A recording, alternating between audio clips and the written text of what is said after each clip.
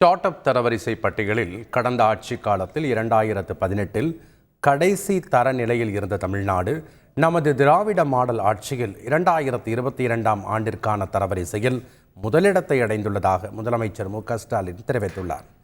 டான்சைட் புத்தொழில் ஆதார நிதி, பட்டியலினத்தவர், பழங்குடியினர் தொழில் நிதியம், லான்ச் பேட் நிகழ்வுகள் என ஒட்டுமொத்தமாக நமது அரசு முன்னெடுத்த மறுசீரமைப்பு முயற்சிகளாலேயே தமிழ்நாடு இன்று சிகரத்தில் அமர்ந்துள்ளதாக முதலமைச்சர் குறிப்பிட்டுள்ளார்.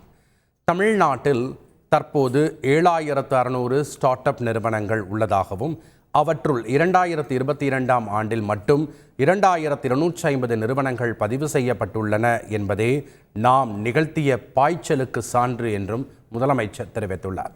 இந்த சாதனை மாற்றத்தை சாத்தியமாக்க உழைத்த அமைச்சர் தாமோ அன்பரசனுக்கும் அதிகாரிகளுக்கும் தனது பாராட்டுக்களை தெரிவித்துக் கொண்டுள்ளார். இந்த இடத்தை தக்க வைக்கவும் மேலும் உயரங்களை தொட உழைக்கவும் வேண்டுவதாக முதலமைச்சர் தெரிவித்துள்ளார். செய்திகளை உடனுக்குடன் தெரிந்து கொள்ள உடனே சப்ஸ்கிரைப் பண்ணுங்க.